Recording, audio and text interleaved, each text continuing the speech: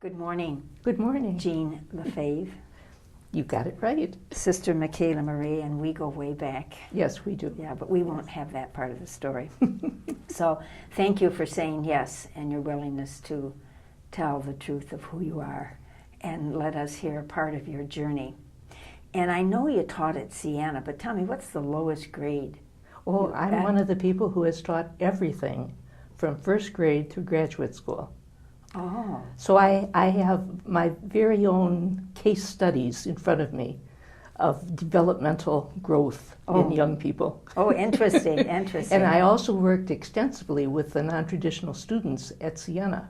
So I have a pretty good idea of what happens in the midlife crises and how someone begins to pick up the pieces and start over. That was exciting. However, let's start at the beginning. Okay.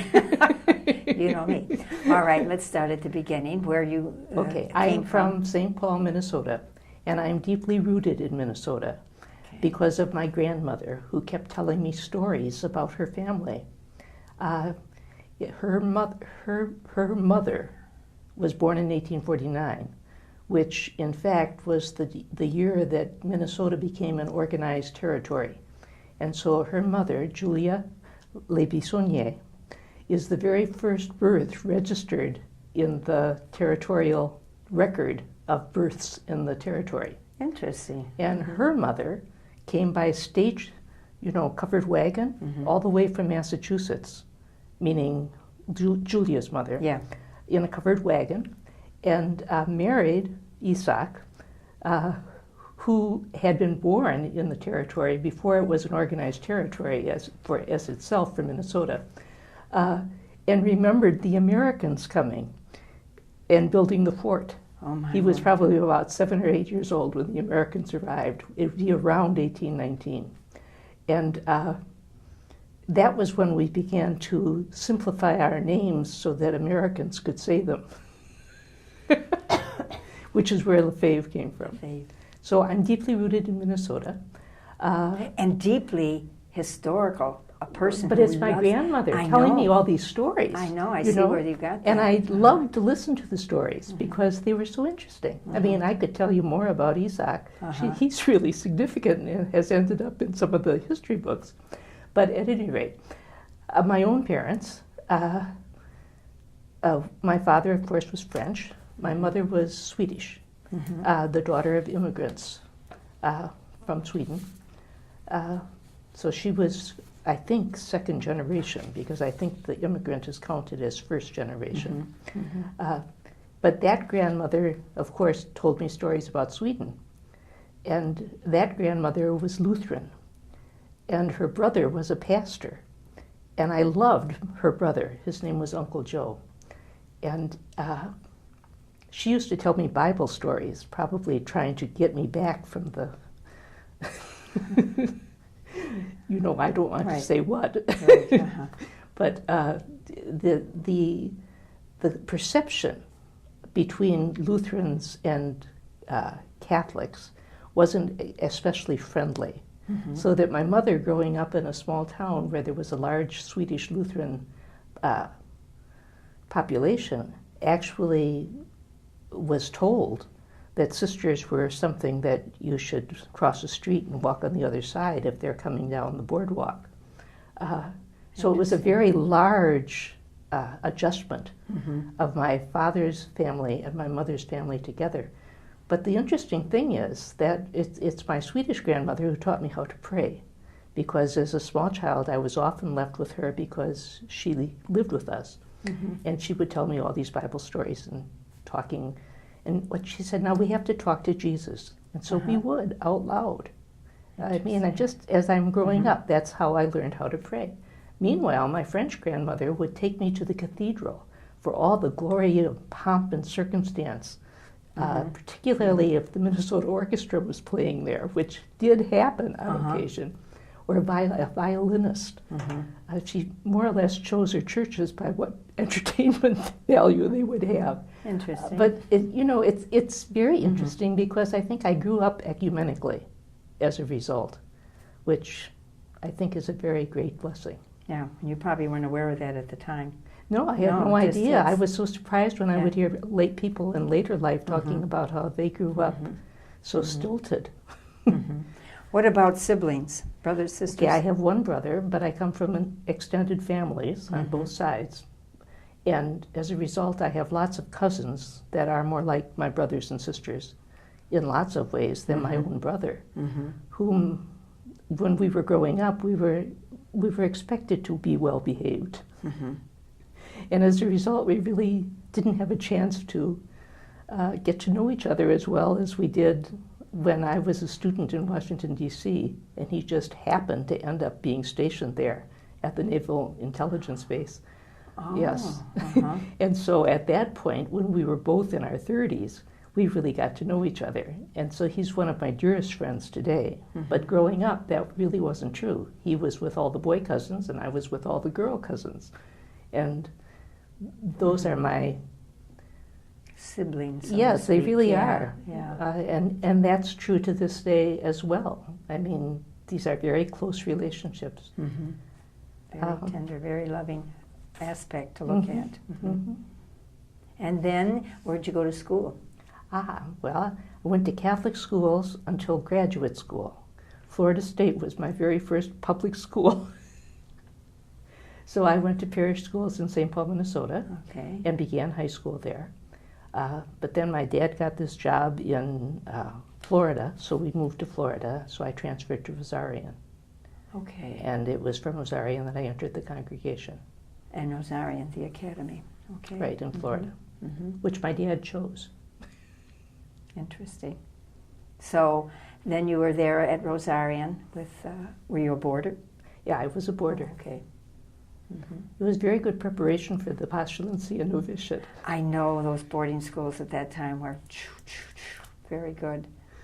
So then you decided, who was an influence, who influenced your life to have you feel you had a vocation to the religious life? Well, I think it was my Swedish grandmother. Oh. I truly do. Only, of course, she didn't talk about religious life, but her brother was a pastor. Okay. And she had been very active in the Lutheran Church in their hometown. So I always believed that I wanted to give my life to God, but it never occurred to me that that was a sister. I also really wanted to be... When you left and came to Florida, that was a loss. Oh, that was horrible. With Grandma. Yeah. Both of them. grandmothers, because I really was close to both of them. Wow. Each in a different way, but definitely a large influence. So I think this idea of giving my life to God was in one category, and at the same time I was trying to figure out what did I want to do when I grew up. And I decided I wanted to be a teacher or a nurse. But by the time I got to 8th grade, I was pretty sure I wanted to be a teacher. And then I remember one day thinking, oh, sisters give their lives to God, and they're teachers. I could do two things. So I talked to my dad about it, and he said, you have to wait till you go to college. You need to finish college first. So I just put it on the back burner. So when I was approached at Rosarian by one of the sisters who asked me, have you ever thought about entering religious life? I said, well, yes, sister, but my dad told me I have to wait until I graduate from college. And she said, if God is talking to you now, you have to answer him now. Which perhaps was a bit more than direct. But so who'd you listen to, your dad or sister? Well, my dad came to visit the next week, and because it was visiting, and I told him the whole story, and he said, you know, I think you're being overly influenced. You need to be more independent. Well, by that time, I had actually been thinking about it, and I said, well, you know, Dad, I have been thinking about this for a while already. It's you who said I had to wait until I graduated from college. And I really do want to give my life to God. I feel like that's what's the most basic. So he went home and talked my poor mother into it, but she wasn't very happy. And so when I came home for the month end, I actually wrote the application and all that. I remember writing, one of the questions was, what's your ancestry? Mm-hmm. And I was going to write French and Swedish, and he said, no, American, French descent. So I did, but I wrote decent. Decent French.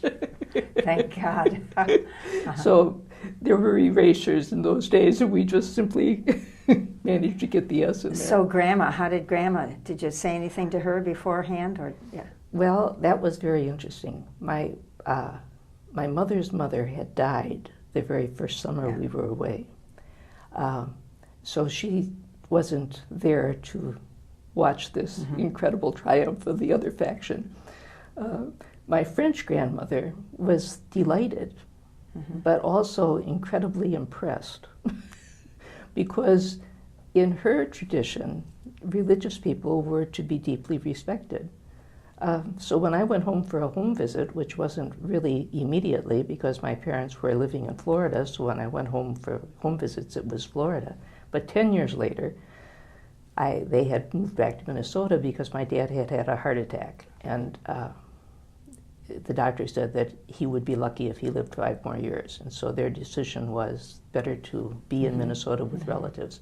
So anyway, I walked into my grandparents' home, and my grandfather's holding the door, and my grandmother, they really. And so I hugged my grandfather, and he said, well, you shouldn't do that. And I said, why not? And he said, he didn't say, I got the general idea that his sense of respect for religious was such that he didn't think he was worthy, which was ridiculous. I know, but... So I hugged him harder. Good. So they acclimated. Good. So you entered in 1956. I did. And you've been involved, you've been in a lot of places.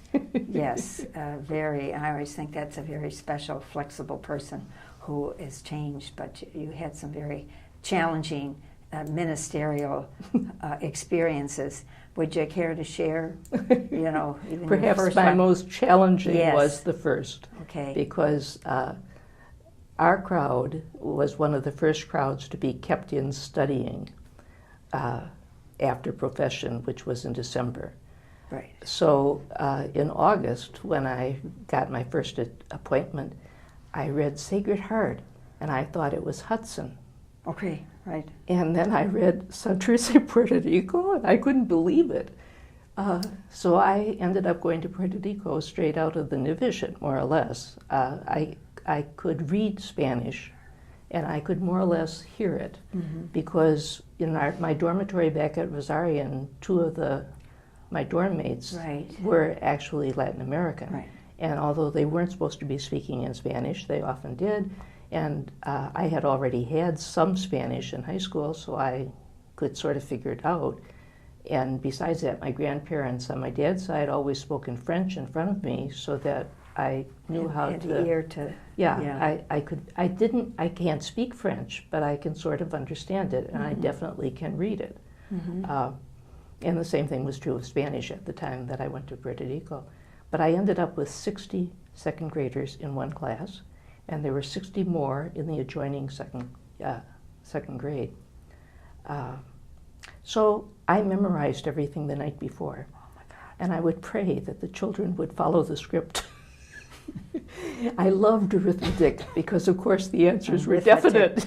Arithmetic, you're giving your age away. But religious studies was something else. I mean, But what happened as I was teaching religion with these children, like for First Communion, I began to hear in Spanish more deeply than I had ever heard in English, in a sense. So I came to a new understanding of what I was saying, even as I was teaching. It was a marvelous experience. The children were beautiful. They would help me, giving me the right tense. Right. Sister doesn't know, and I know. That's good. Kids love I that. was grateful. I mean, truly. If they were really, really good, they knew that I would treat them by reading them a story at the end of the day. And see, I could read beautifully. Oh, you could read Spanish. Okay. Yes, my accent really wasn't all that bad. Now it's 50 years rusty. Yeah. But still, I can understand. After a few minutes, I can understand it. I can begin to talk, but forget about the tenses these days. I speak in the infinitive and use a good participle, like I am going to go. So then from Puerto Rico, Oh, I went to Santo Domingo. because you were fluent in Spanish. Well, actually what had happened was that the dictator in Santo Domingo had been murdered, and everything was really rather upset, to say the least, because the colegio had been invaded by the military. And you were there at that time? No, I wasn't. Oh, you weren't? I was in Puerto Rico. Oh. But that summer, I was in Guayama teaching summer school, religious ed classes to the children from the campo, the country. And the sisters who had been in that situation of surviving the invasion came in to Guayama for 2 weeks in groups of 3 or 4 during the whole summer. So I kept on hearing about all this. And one of them said to me, why don't you write a letter and say you'd be willing to come? Because they knew that there were going to be some changes. So I did. Oh, you did? And I went. Oh, interesting. Yes. They were, I'm sure, the powers to be were grateful. Well, I have for no your idea, generosity. but I mean, Yeah. I don't know. My life has been a series of hearing people make suggestions and tending to follow them. I mean, I know my dad told me to be more independent, and I do try to be independent. And you are. But I think I also am amenable to other people's suggestions. I mean, I do think God speaks to us in other people. So that was God speaking to you, and I invited you to tell your story. Well, that's one of the reasons why I said yes, because I do think that this is a very good thing that we're doing. So anyway, I got there, and I was in Las Matas. It's 30 miles from Haiti, and it was definitely like living perhaps in the 18th century, with hitching posts in front of like the post office, because people rode animals. They didn't say horses or mules. They talked about the animal. There were no telephones in town except at the post office, and the man who had the post office, actually the phone was behind his bed. He also slept there. So if you were going to use the telephone, you had to go down to the post office. At one point, they decided to try to put in telephones, but the only people who really said, yes, we'll subscribe to this idea, were the priests on one side of the square, the sisters on the other side of the square, and the richest man in town, who more or less owned everything. So we had a telephone for perhaps, I would say, maybe 2 or 3 months. It was the old-fashioned kind with the crank, and the wires were up with masking tape. And of course, whenever the phone rang, the guy who owned the town could pick up and listen to everything we were saying. Not that perhaps that wouldn't happen in the post office, but we finally decided to just dispense with the phone. So it was a very simple place to be, and it was beautiful. When did you come back to the States? 2 years later. So I was in the islands for 5 years. So what was that experience like? I know that was worse than going there. I know, I've heard that from some of our women. Yes, because once you become acclimated, particularly to a place like Las Matas, coming back to the 20th century and to parish life, I had never really been in a parish, because in Santurce, that was a private school that was run by a board of directors. It was right next to a church, and it bore the same name as the church, but it wasn't the parish school. So coming back here and being in a parish was... Where did you go? Montgomery, Alabama. Oh. Okay. And interesting place. Yes, it was, because it would be the 60s. Yes, I was going to say. Yeah. So it was a time of acclimation, and I would say it probably took about 2 years to get acclimated. What was the most challenging situation that you had to get acclimated to in that situation? Believe it or not, Peg, teaching in English. Interesting. I was so used to saying everything when I was in a classroom kind of a situation 2 times. First I would say it in English, then I would say it in Spanish.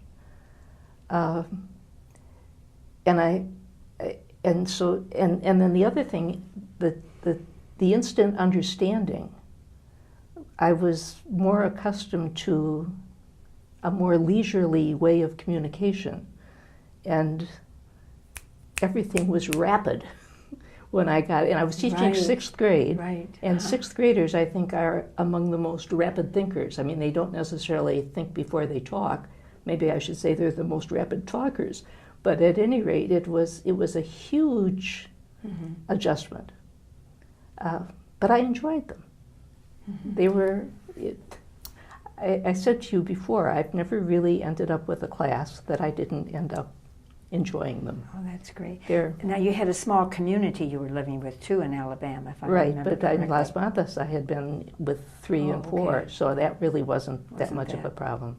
Yeah, my first community in Puerto Rico was 12. Then I went to this 3-4 thing. But in the islands, there always was this sense of all of us were together. So Guayama was across the island from us. And then there was also a contingent at the Catholic University of Puerto Rico, 3 or 4 sisters. But we were somehow or another, we were all one.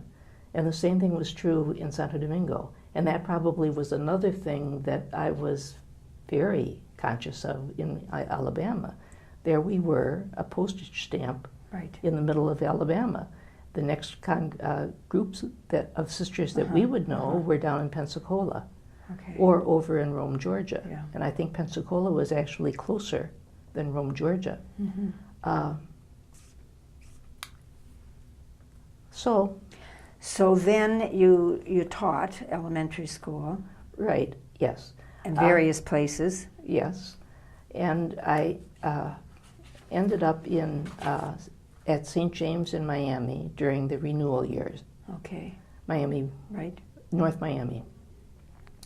And once more, the provincial arrived on the scene and said, we need to make a change because the people up in Pensacola, there are going to be only 3 of them there.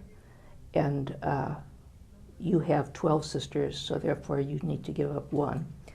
And all this various interviewing and so forth, and the question was, would I be willing to go to Well, you didn't raise your hand, you were asked. we just ended up going in and talking with Mother Laura, and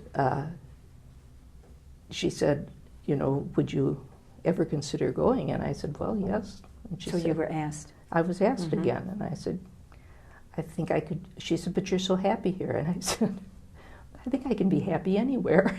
Oh, that's a gift. So at any rate, I ended up in Pensacola. And then from there, I thought I was going back to St. James, that it was only a 6-month appointment. However, Mother Laura assigned me to Thomas Aquinas in Lauderdale because she believed I needed a transition year between teaching grade school and teaching college, because I had been, again, asked if I would please study in an interdisciplinary program at Florida State that would enable me to teach political science, economics, and geography at Berry. So I did. I was in this program, and I had been doing that the summers as I was finishing up. And so I would be graduating the following year, so I was at Thomas Aquinas that 1 year. And I taught every class again, freshman, sophomore, junior, senior. So this is why I can say I've taught everything. So I was 1 year at Thomas Aquinas, and then I came to Berry. Okay. And you taught at Berry? Oh, I was at Berry. I always say I was there for 10 years because, in fact, I was teaching summer schools classes when I was at Georgetown in the middle. So I never lost my tie to Berry. And it was Berry that wanted me to go to Georgetown because they wanted me to have the credentials so that I could be a chairperson. You couldn't be a chairperson with a master's degree. But, I mean, you could, but it was better if you had a PhD. So I went to Georgetown and did get the PhD and then returned to Berry full-time. But then we were going through the renewal process here in Adrian, and Nadine Foley had this idea that we should have a first-generation account. And so I was asked if I would do this, and I said, well, I'll try. It's very difficult to do a first-generation account. Explain what you mean by that. Someone who lived through it, writing it. Okay. On the basis of documents and so forth and so on. So I left Berry with the intention of really just trading colleges. But I was part-time at Siena, and I don't know, I guess I was full-time doing this research project, but I always thought of it as part and part. And I worked on that project for about 4 or 5 years, but at the same time I was teaching for Siena, mostly at their external sites. So I was traveling over to Lake Michigan College in Benton Harbor, or up to Jackson Community College, or Lansing, or so forth and so on, and doing weekend classes. And that was an experience in itself, to teach all day long. I'll never forget my first class. At that point, one of the places we were teaching was down in Sylvania at Lourdes College, which at that point was only a 2-year college, but they were planning to go into a 4-year. And so we were offering their junior and senior classes. So I went down there and I was teaching this history class all day Saturday. And it was like being back in grade school in a contained classroom. And so as I looked at it in that way, I could have an hour and a half, lunch, an hour and a half. That made it easier to deal with. But at the end of the day, there must have been either a drugstore or something pretty close to Lourdes College, because I can remember sitting there in this place and ordering a chocolate sundae, or vanilla with chocolate sauce on it, and just eating it to get back energy. I was totally drained, but I came to love Saturday classes. And it seems like you've loved this interview too. I've just been sitting here thinking, I didn't know all this stuff about you, and I've known you a long time. You certainly are a teacher par excellence. Is there one thing you'd like to just leave with us that was, you've had a very interesting journey along the way? What's just one special, it's probably hard to say, a special moment or a special person besides Grandma that you'd like to just mention as we close? Oh my, besides Grandma. Yeah. Now you didn't prepare that question. I know you're going to say Peg.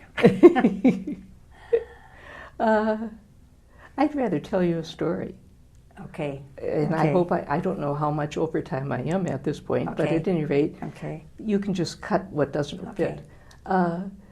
It's from a 3rd grade classroom, and the children, it was Lent, and I would tell them the story of the epistle or the gospel, and I had chosen the story of Job.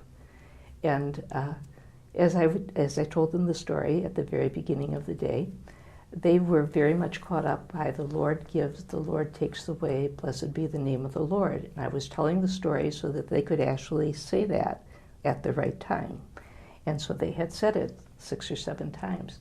So anyway, later on in the day, a child went over to get a book from our little library, and I had put on the very top shelf everything that would break, so that it wouldn't be you know, it wouldn't break. It would be Yeah. safe up there.